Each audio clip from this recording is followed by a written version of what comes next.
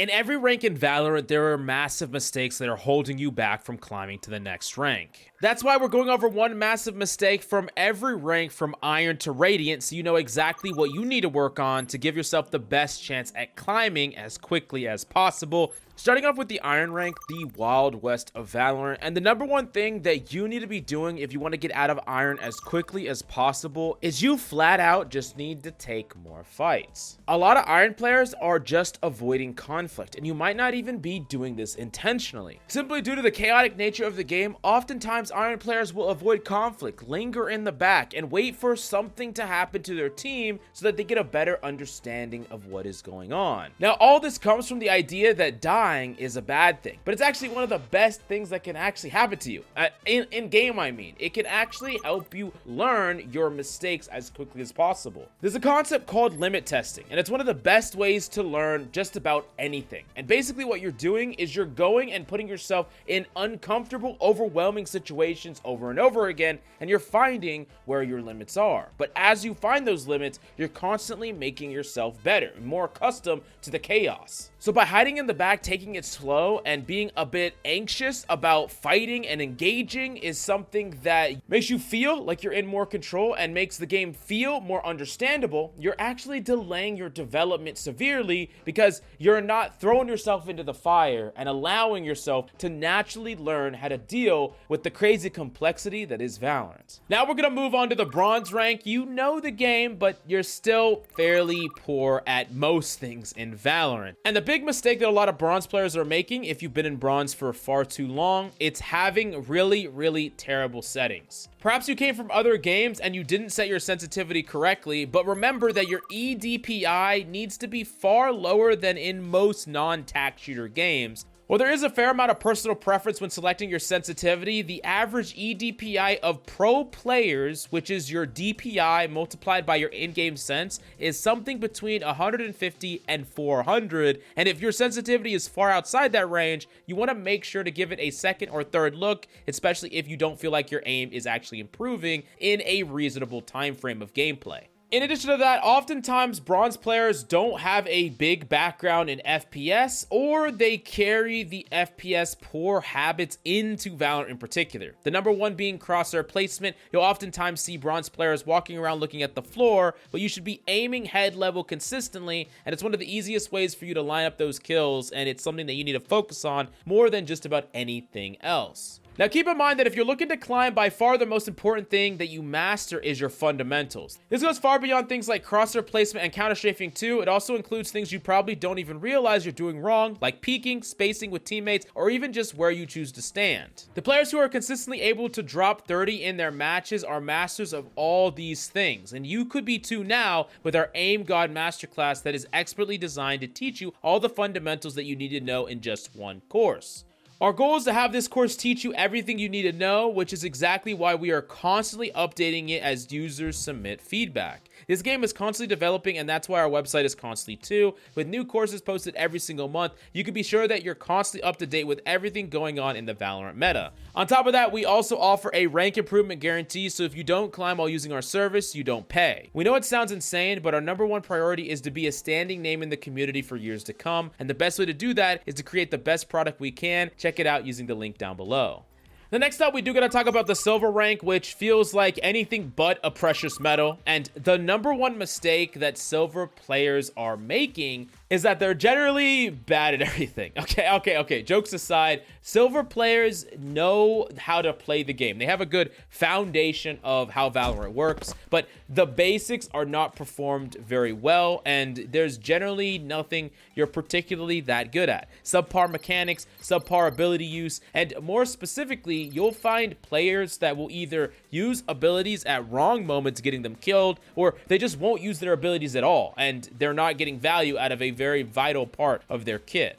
Now, I get that this seems kind of daunting because it's like, hey, I'm bad at everything. What do I work on? And what I would suggest is taking things one at a time and try to isolate the number of things you have to work on. And what I mean by that is try to minimize the amount of weapons that you're using overall. Don't just go into a pistol round and try to rock every random pistol at random times. Find consistent setups that work with your character and lock those in consistently so that you could become better at them over time. if you're playing a character or two, try not to just musical chairs the agents that you play. Try not to play 10 plus agents and then you're never really learning how to play with any of them. And also, you have to be okay with failing. Don't be afraid to use your abilities and limit test as much as you can, because that's the only way you're going to get more comfortable with using your abilities in the middle of combat, or just learning how to use them at all and be comfortable with using them when you need to. Now, next up, we do get to talk about gold, but more like Foo's gold because, okay, all right, no roasting anymore.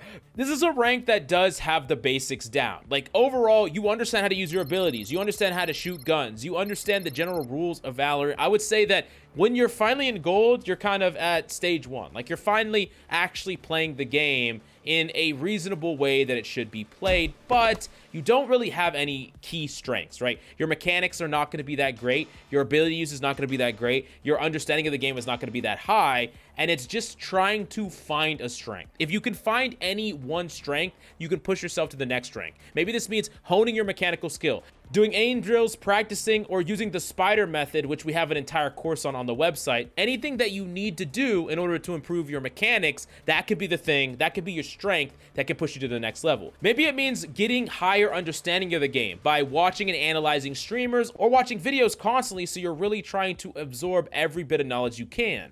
Maybe you're getting really good at one agent and you know that with that agent, it can push you over the edge in impact and climb to the next rank. Whatever the case may be, in the gold rank, you need to go from understanding the game in a broader sense, where you're kind of trying to pick up the pieces and put them together, to actually building a specific strength in a specific category. Now, next up, we do got to talk about the platinum rank, and now that we're here, we are doing everything at a decent level. You're really actually playing the game properly. You're trading, you're using your abilities, using your ultimates. Pretty much everything is done at a decent level, and sometimes you're making plays that are legitimately very, very good or imitate higher level play, but you're not really that great or consistent at any one thing, and you really just need to overall level up that consistency. So maybe you're being inconsistent because strategically you're doing things that are very feast or famine, right? Maybe you're lurking all the time, playing alone, not playing your numbers, not trying to trade out. You're either popping off and carrying or doing nothing and feeding, and there's really no in between.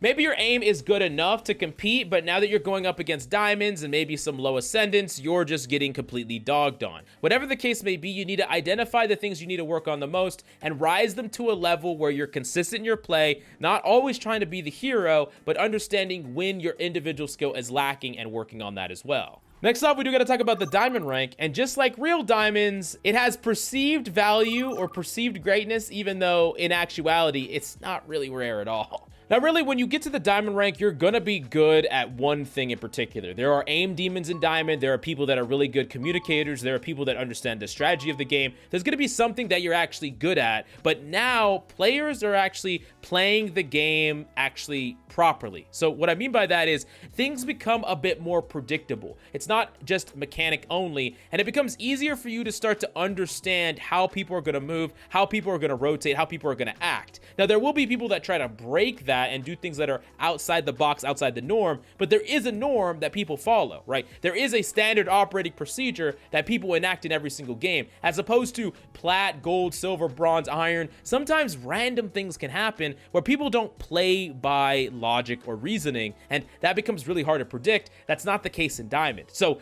the mechanics, while they are important, they start to become slightly less important compared to understanding of the game, the macro play, playing your numbers, playing post-plant, understanding when to smoke certain sight lines, understanding how you should engage in certain situations, like you're walking on the site in a post-plant, oh, I need to smoke this bomb, I need to clear this area, I need to try to tap the spike. There's all these different things that you need to understand how to do, and they become more important as people play to their advantages and not just play randomly. Then moving on to the next rank, Ascendant is actually a fairly okay rank. It's actually a good rank. You're in the high percentage now.